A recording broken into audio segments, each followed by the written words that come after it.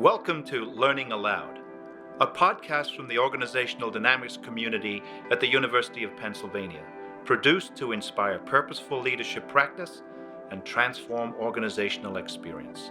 I am your host, Stephen G. Hart. Emily Hemming is a Philadelphia-based PR professional.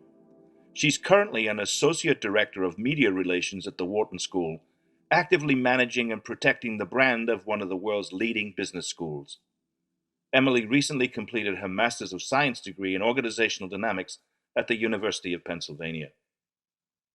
In today's podcast, Emily and I talk about her terrific capstone project, where she set out to explore Imposter Phenomenon, or IP.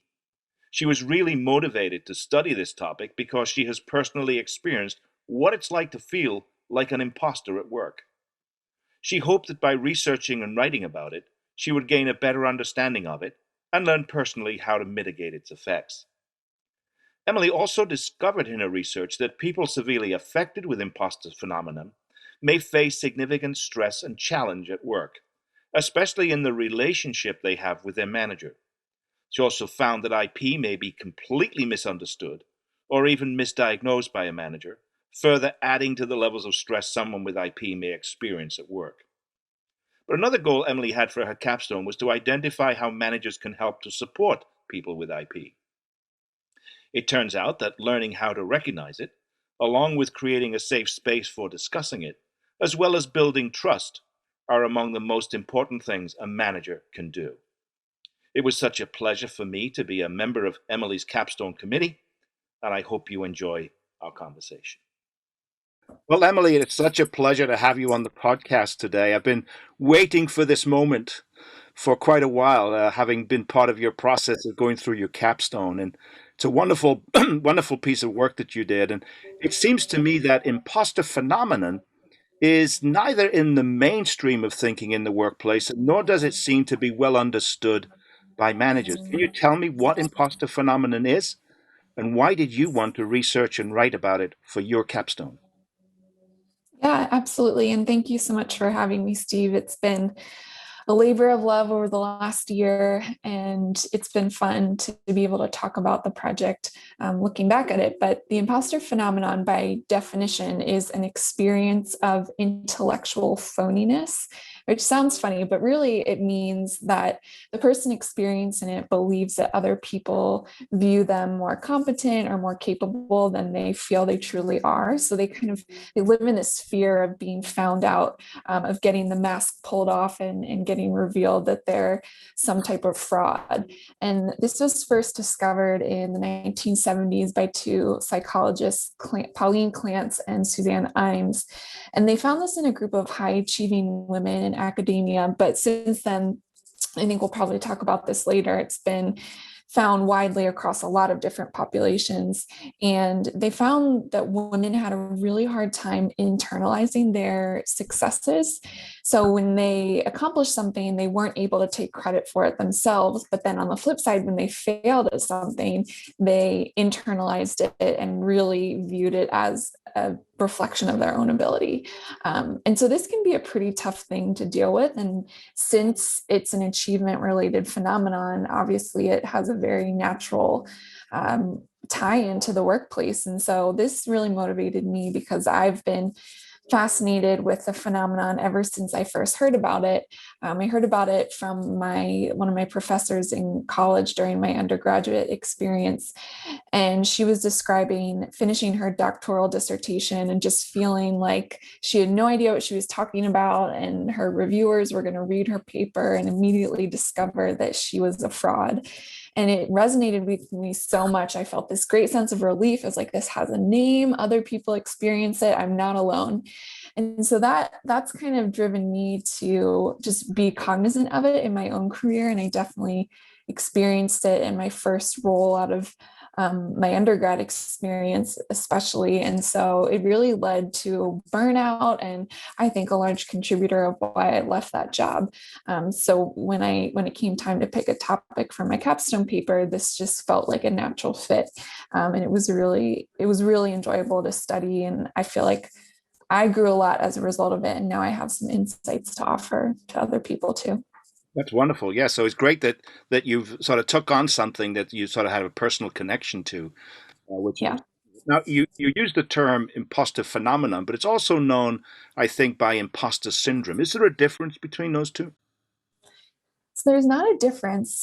Imposter phenomenon, or what I'll call IP for short, is the name that Clance and Imes first coined in 1978 when they discovered the phenomenon. And somewhere along the way, I haven't figured out where exactly, but it got translated to imposter syndrome. And that's what the mainstream media now uses. I think it's a little bit easier to say, it sounds a little bit more dramatic, but I think it's really important to note the connotation that imposter syndrome has.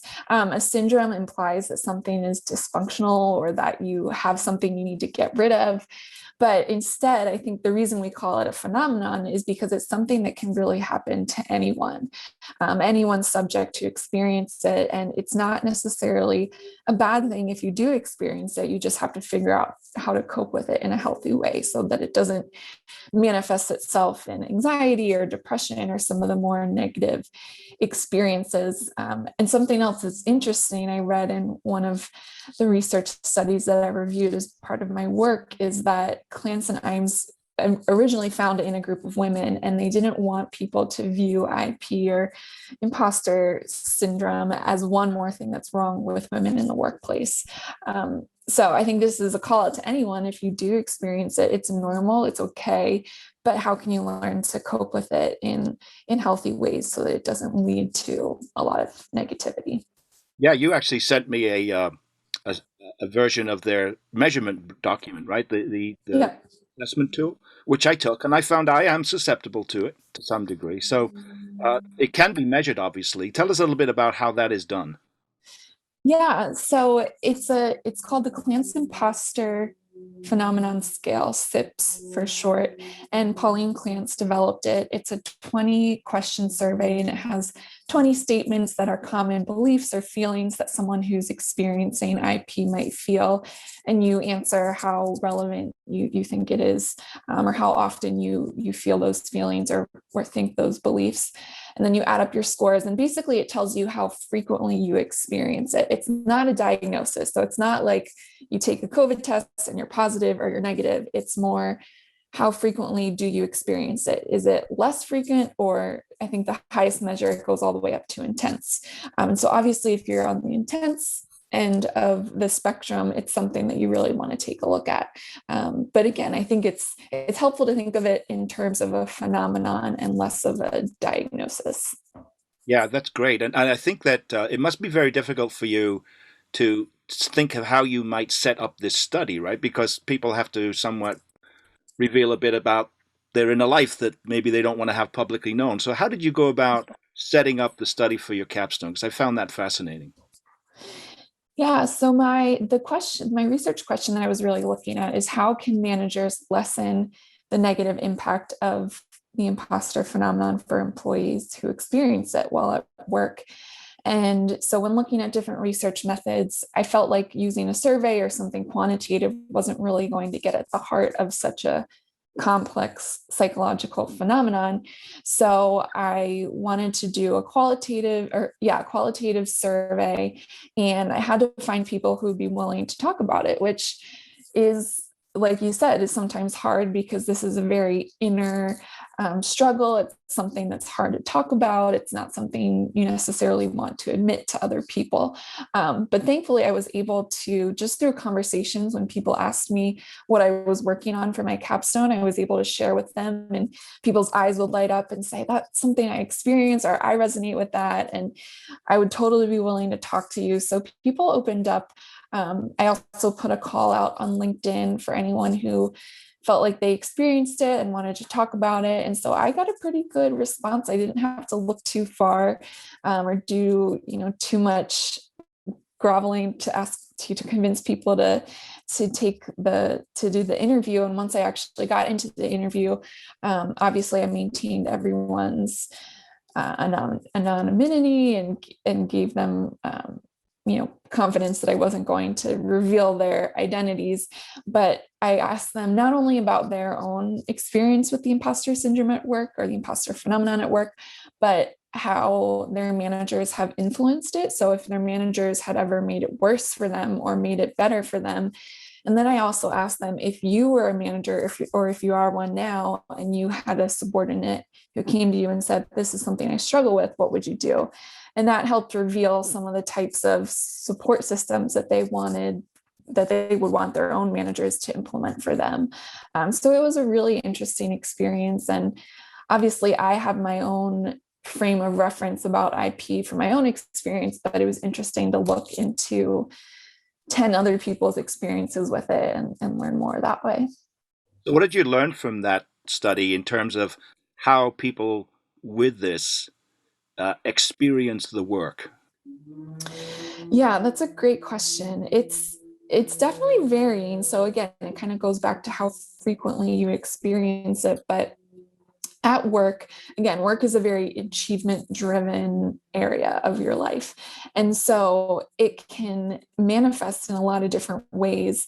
And for a lot of people, I think it's helpful to describe the imposter cycle here. So the imposter cycle is basically anytime you're faced with an achievement related task. So maybe it's a new project or a presentation you're giving. Um, you kind of meet it with this initial anxiety and reservation because you're not fully confident in your own abilities.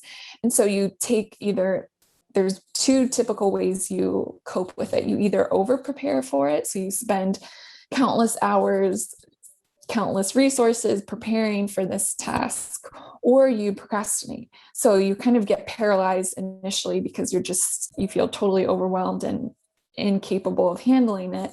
And then at the end, you kind of go into this frenzied state of preparation to try to get it done. So then the task is done, you get feedback, and you have this initial sense of relief because you finished it. But then you start to take, if it was successful and you got positive feedback on it, you end up attributing that success to something external. So if you over prepared, you would say, oh, I only did well on this project because I worked really hard at it. Not because I'm smart or because I'm capable, it's because I spent 20 hours preparing for it. Or if you procrastinated, you would say, I got really lucky this time. I barely put any time into it. It was stressful, but I got lucky. And so what happens is you don't actually end up attributing that success to yourself. And so you're discounting that praise that you're getting from other people. And so it just becomes this cycle of never really giving yourself case studies or reasons to believe that you're capable and you're competent. So it starts all over the next time you get a new task. So that can really turn into a lot of different things at work, which I think we'll talk about in a little bit. Yeah, it is. Do you think that's a result of nature or nurture that people have this? What's the root cause, do you think, of this thinking? Yeah, it's a good question. There's a lot of research about it and some on both sides. So, from the nurture perspective, definitely there's research that says that childhood experiences can influence how an adult might experience the imposter phenomenon. So, if you come from a household where your parents either were overprotective or if there was a lack of care, or if you lived in a household where it was very achievement oriented, and the child felt like they never really measured up, that those can all be instances where over time the kids develop self-esteem issues, and then that can manifest in IP when you're older. On the nature side of it, there's definitely research that ties IP to certain personality traits. So, neuroticism is a personality trait that means you're really prone to anxiety or worry or fear, and introversion as well. And so those have been shown to tie closely with IP, as well as if someone struggles with low self-esteem, or perfectionism, which is something that I identify with. And I think that's probably a root of where my imposter phenomenon comes from. And then there are also societal or situational factors. So Pauline Clance wrote a book about the imposter phenomenon, and she talks about these prime time events. So events or seasons in people's lives where they might be more prone to the imposter phenomenon. And those are, if you start a new job, so you're trying to prove yourself, or maybe you just became a new parent and you feel totally inequipped to handle parenthood, or when you're a student and you're constantly in a state of being evaluated and judged and graded. So there are these prime time moments where people might be more susceptible than they would be at other periods in their life. So you found some remarkable research on this topic, and yet, as I said earlier in the podcast, it's not generally known in a lot of literature that you read on management theory and so on. Mhm. How did you dig out some of this stuff? You had a remarkable literature review in your capstone. Thank you. Yeah, so a lot of the research on IP is really focused on the psychological aspect. So I got a deep dive into psychology, which I wasn't really expecting when I first chose this topic, but there's a lot of research that looks at, what is IP, who experiences it, how do you feel when you experience it, what does it look like? But then I would say probably in the last 20 years, it seems like there's been a shift to more management and organizational psychologists looking at this from an academic perspective. So the research is definitely limited, but I was able to find some research about what IP looks like in the workplace and how it might impact organizational outcomes or more individual outcomes that then bubble up to organizational outcomes. But there's very little research about how managers might impact an individual employee who's experiencing the IP, how a manager could impact that experience. So that's kind of where I wanted to put in my little 2 cents and kind of understand something about this, because it is an achievement related phenomenon. And so I think it's super relevant to work. And it's the most common place that we experience it, or at least that I experience it in my life. Yeah, so it was fun. There's a lot of research out there, but there's still a lot of work to be done about IP in the organizational sphere for sure. Yeah, you're true. There is a lot of psychology literature about it, as you said. And I was surprised when I read that was. I was just surprised it hasn't made itself so much into the mainstream of work. Particularly in an environment of diversity and inclusion Mhm. discussions, those types of things. Now you've talked Yeah. a lot about the impact that this IP can have on people, and most of it sounds negative for the most part. But are there any positive elements to having IP that you could draw upon or that you've experienced? Share that with us. Yeah, that's a great question. So when I first set out to do this project, I viewed it totally as a negative experience. And a lot of the research is very validating of that. It leads to higher levels of anxiety, depression, psychological distress, emotional exhaustion, the list goes on. But what I found is that it's not something you necessarily have to get rid of. It's something you just have to learn how to wield in a way that's motivating and not debilitating. And so that same pressure that you put on yourself to achieve can be turned positively to be a motivator to just achieve really good work. And so I think the part that imposters have to work on is learning how to take credit for their success. And when you're able to do that, then you become more confident. And so you kind of take that feeling of I'm not good enough into let me work really hard at something and show people that I am good enough. And then you're actually achieving great results.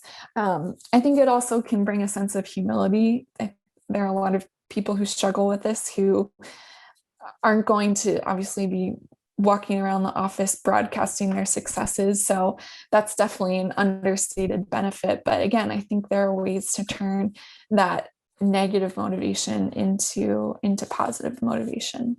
Can you give me some examples of how you personally have taken your own advice here? Yeah, that's a good question. I examples. I think especially in my current role, I've just been really encouraged to take more risks and to think of ideas and things that don't feel as safe or that I might not have experience in. So one example is a couple of years ago, we brought speaking of podcasts, we brought a live podcast to campus. I work at Penn, and we did a live podcast recording in front of a live audience. And it was basically a startup pitch competition with a couple companies, and they were pitching in front of a panel of investors.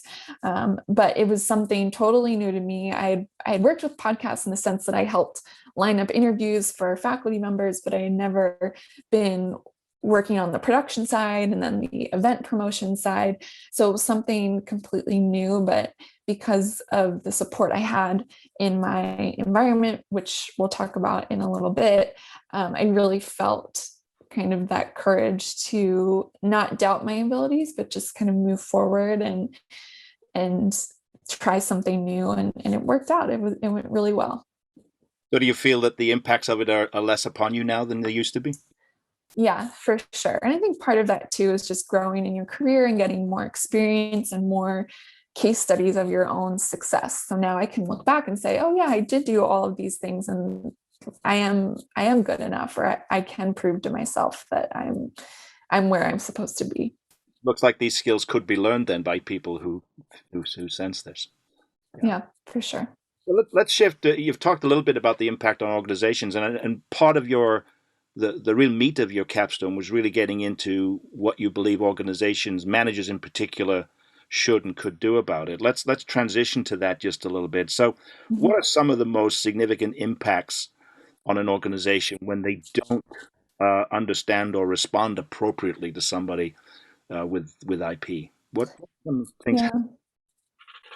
So at the most fundamental level, someone who frequently or intensely experiences IP, they're not going to reach their full potential, which has a lot of impacts in an organization. So research has found that IP lowers job performance. It also lowers people's level of something called organizational commitment behavior, which basically means you're volunteering to do things above and beyond your job description. So maybe it's a task force or a committee or a project that is outside of your 9 to 5 job, but people are less likely to commit to those things, and they want to fly under the radar because they don't want to be evaluated.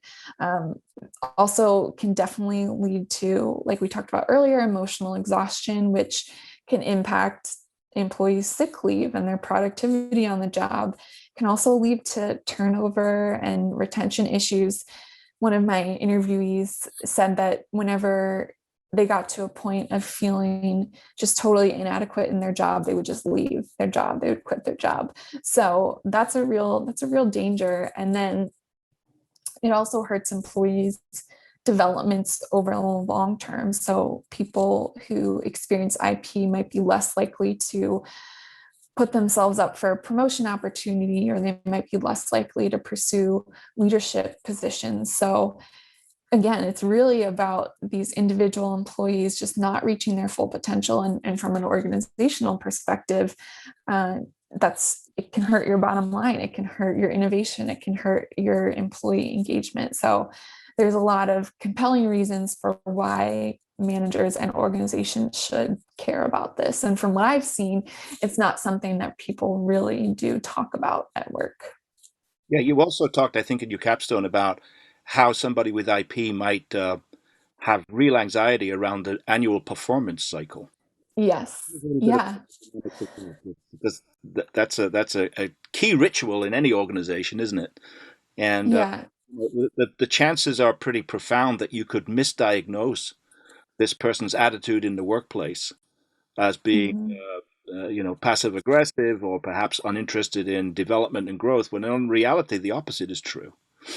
So, Yeah, absolutely. So performance reviews are a chance where you're put in front of someone to evaluate or to judge you. And so naturally, for someone who lives in fear of other people evaluating them, this creates a lot of anxiety. So something that came up in my interviews was the concept. I think one of my interviewees actually called it micro feedback. So rather than twice a year, 4 times a year, once a year, sitting down and doing this really formal performance review, even though some companies may require it, they you give this micro feedback throughout the year. So when something comes up or when something happens, you kind of address it in the moment. And so someone who experiences IP wouldn't be feeling this sense of pent up anxiety or dread for this big review, but they're kind of getting these little pieces of feedback throughout the year. And so that not only lessens the pressure, but it also helps employees attribute their success to their abilities, which is a key thing we've been talking about. If you say right after someone completes something, this is really great, and you did this because of your abilities, again, that's reinforcing to them that they are capable and they're worth it and that they did it. That's great. I think the nuance of navigating through that little uh, that concern is so critically important for managers to do that. So a big part of your capstone was really providing a model of how managers might interact with this phenomenon and help people through it.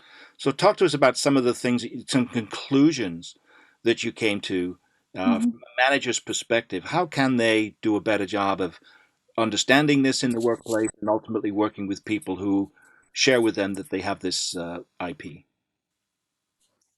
Yeah, it's a good question. So I kind of came up with three buckets of things managers can do. The first one is creating a safe environment. So if you think about it and think about what I've been describing, imposters put a lot of people who experience the imposter phenomenon put a lot of pressure on themselves just because of the nature of the phenomenon. So if the manager can work as hard as they can to not put additional pressure onto this person, that is ideal because they're already covering that. So if you can create an environment where you give your employees permission to make mistakes, or you give them permission to not know everything, that just alleviates some of the pressure that they're already putting on themselves to do both of those things. It's kind of, it mirrors the concept of psychological safety. So encouraging employees to share failures and shortcomings openly and not be afraid to fail, and really extending grace when employees might make a mistake to show them that it's okay to fail, and let's use these opportunities to learn from them rather than use them as opportunities to degrade you or put you down, or make you feel worse about yourself. And so that's the first thing. And I think that's something managers should be doing for employees, regardless of whether or not they experience the imposter phenomenon. And then the second one is just acknowledging and normalizing IP in the workplace with your employees. So again, there's this huge knowledge gap. I don't think we talk about it enough at work. And so as managers, if you talk openly about it, if you give it a name, if you are someone who yourself experiences it and share your own experience, that's going to open the door for people to come and talk to you and share their experiences. So just reassuring people that this is a thing, and B, that it's okay and it's normal to feel this way, and just legitimize the things that they feel. And then I think an important piece of that too is providing resources for them to learn more about it, because it's everyone I talked to that hadn't heard about it before were really curious to learn more, and they wanted to know where it came from and why they felt this way. And so that's another important thing that a manager can do, just point them towards places to learn more about it. Do you have any And then you have any suggestions about that? Because you talk about the need for managers to develop their own capability or competency to see this in the workplace. What mhm. specifically might you suggest they where they look for this? So they can read my paper, um, or listen to this podcast episode, but I'm not sure anyone wants to read 100 and something odd pages of IP. But I mean, truly just Googling it, there's a lot of resources out there. Pauline Clance, who founded this, has a website that has the phenomenon, the SIP scale that we talked about earlier. So you can take the assessment tool, and there are a bunch of books out there. I think one thing to note is that a lot of the books are focused on self-help, which is great. And I think there's definitely a place for that. But when you're thinking about it from a managerial perspective, there's definitely less resources about out there on this. But I think just to get a basic understanding of the phenomenon is important, and there are resources out there to do that. So when you did your interviews with people and they reported a successful relationship with the manager, it related to things like psychological safety, trust, uh, micro Mhm. feedback in the moment rather than storing all things up and giving a lot of feedback all at once. What else is Yeah. included in that dynamic there that managers need to do? Yeah, so I think almost all my participants said affirmation, which was a huge thing that their managers had done for them. So there's a couple of types of affirmation. So either acting as a mirror and kind of reflecting back accomplishments that imposters might have already done, or checking in with someone as they're working on a really hard project and saying, like, how are you doing, can I help? Just giving them affirmation that they're doing a good job. And then again, providing this specific timely feedback as they're kind of going about their day-to-day jobs.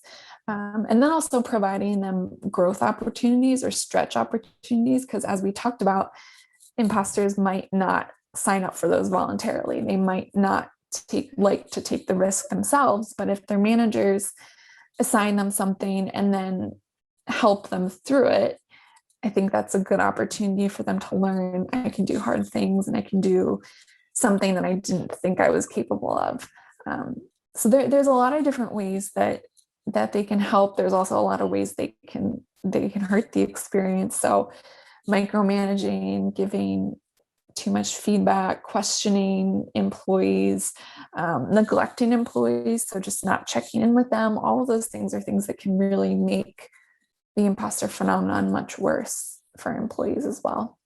Any leader, I think, who's interested in bringing out the best of any employee ought to invest some time in this study, I think, to find out how they might be a better leader in an Yep. organization and help people to really bring out the best of what they're capable of in the organization.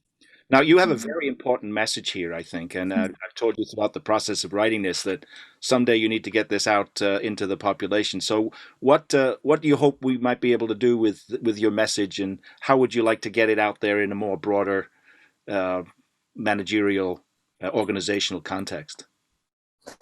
Yeah, so I just want people to talk about it more. I think it's something, again, there's a huge knowledge gap, so people need to be made aware of it and then start to understand the impact that it really can and is having in an organizational sphere. I don't think I brought this up yet, but there's been some research that says up to 70% of people can experience this. So it's far reaching, and chances are there are more people in our organizations dealing with it than we might realize.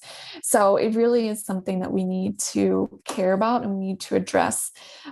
So one of the implications that I talked about in my conclusion is, can HR managers kind of become a champion of this? So can they tie it into their leadership training as just one of the things that they talk about to look out for, and things that they can proactive and things managers can proactively address with their employees. So yeah, I think learning about it, becoming more aware, and I'm hoping for more opportunities. I've already had a lot of opportunities to talk to people about this, but just continuing to spread the word. And then in my own managerial journey, I'm not a manager currently, but when I get there, this is something that I will definitely use as I interact with my employees, and ask for of my managers if I think there are ways they can support me better. Yeah, that 70% number is astounding to me. I guess that's not everybody who's necessarily feeling it intensely, but even if you're not feeling Sure. it intensely, it could still have a drag on your energy level and on your commitment to an organization, right? Yes, absolutely. Mhm. So it's very worthwhile for people to really get invested in understanding this and seeing how it might work. Well, Yeah. you, Emily, you've created a remarkable a remarkable. I was going to say podcast, but I really mean capstone. I highly recommend people look into it and read it. And it what a great job you did, and you brought, I think, to recognition a very important issue for organizations, and I think something for managers to really, truly think about. So thank you for taking on this topic and making it so accessible to everybody. You did a great job.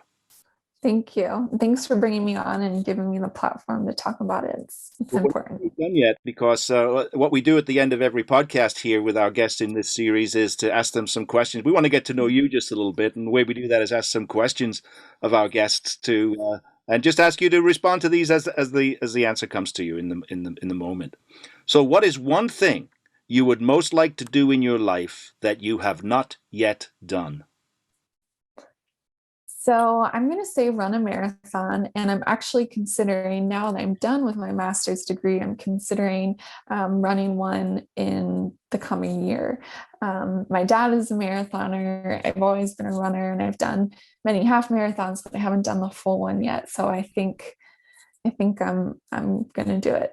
Oh, right, an achievement. That's great. Mhm. My second question, in your opinion, what is one thing the world needs right now to make it a better place to live?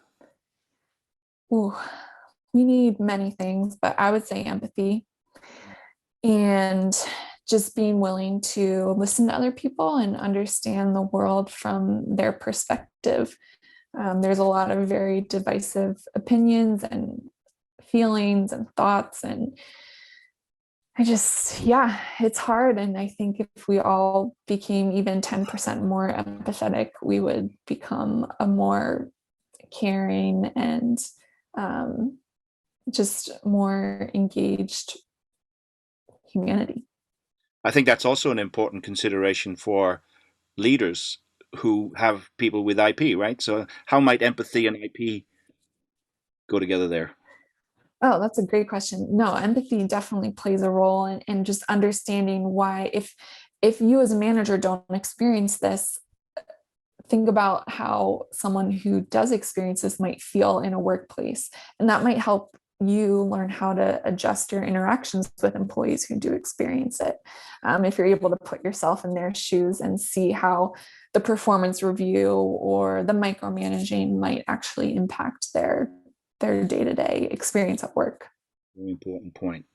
So, my next question might be I know you're very young in your career yet, but if you were back in school today thinking about starting a career, what would you want to be when you grew up? Well, that is a great question. So in college, I took a stats class, and one of my professors tried to convince me to become a statistician, which is so different from what I do now. Now I work with words and communication, but there's part of me that always loved math. So if I had to go back and do a second career, because I don't want to give up this one, but if I could do two, I would become a statistician. So, you didn't get a chance to use that during your capstone. I didn't know. My fourth question, what hobby or activity outside of your work brings you most joy? Probably running.